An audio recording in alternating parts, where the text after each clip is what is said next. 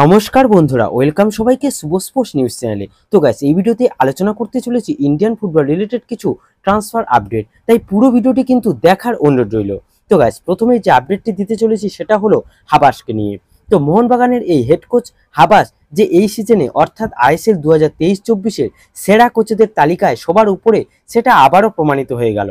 তো ব্যাপারটা হলো, এই সিজনের সেরা হেড কোচ কে তা নিয়ে কিন্তু একটা ভোটিং হয়েছিল। তো সেই ভোটে কিন্তু জিতেছে মোহনবাগানের কোচ অ্যান্টনিও হাবাস, এবং তিনি head coach of the season অ্যাওয়ার্ডটা পেয়েছেন। তো পাবেন নাই বা কেন, চোখ ধাঁধানো পারফরমেন্স কিন্তু দিয়েছিল তার আন্ডারে মোহনবাগান প্লেয়াররা। জুয়ান ফেরান্দোর আন্ডারে প্রথমে দিকে ভালো খেললেও হঠাৎ করে দলটা পুরোটা কেমন যেন ঘেটে গিয়েছিল, এবং সেই খারাপ সময়ে মাঝপথে দলের হাল ধরেন কিন্তু হাবাস, আর চ্যাম্পিয়নও করেন দলকে। আর তাই head coach of the season অ্যাওয়ার্ডটা তারই প্রাপ্য। তো গাইস, এরপরে তোমাদের যে আপডেটটা দিতে চলেছি সেটা হলো আপুইয়াকে নিয়ে মোহনবাগান সচিব দেবাশিস দত্তের করা একটি মন্তব্যকে নিয়ে।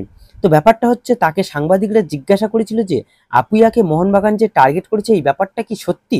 তো সেই সময় তিনি জানিয়েছেন যে আপুইয়ার কিন্তু মুম্বাইতে থেকে যাওয়ার সম্ভাবনা সবচেয়ে বেশি এখনো পর্যন্ত, কিন্তু আপুইয়া যদি মুম্বাই সিটি এফসি ছাড়েন তাহলে তার কিন্তু পরবর্তী গন্তব্য মোহনবাগান হবে, এটা কিন্তু তিনি জানিয়েছেন।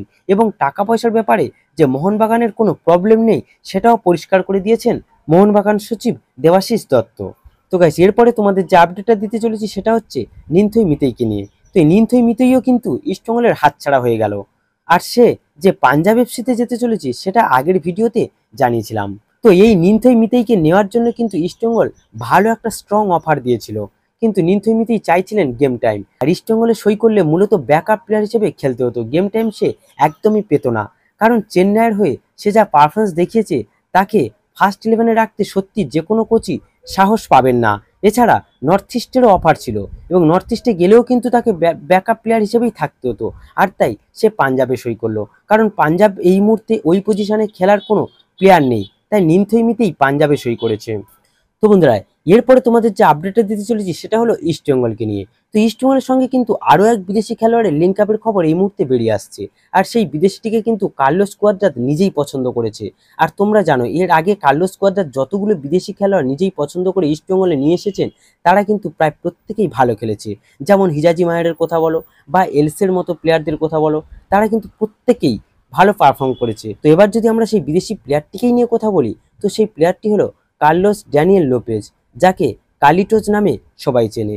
তো এই প্লেয়ারটি হচ্ছেন একজন 33 বছর বয়সী স্প্যানিশ সেন্টার ফরওয়ার্ডের প্লেয়ার, যার মার্কেট ভ্যালু 2.4 কোটি টাকা, এবং সেন্টার ফরওয়ার্ড ছাড়াও সেকেন্ড স্ট্রাইকার, অ্যাটাকিং মিডফিল্ডার হিসেবেও খেলতে পারেন, আর এই মুহূর্তে উইদাউট ক্লাব আছেন।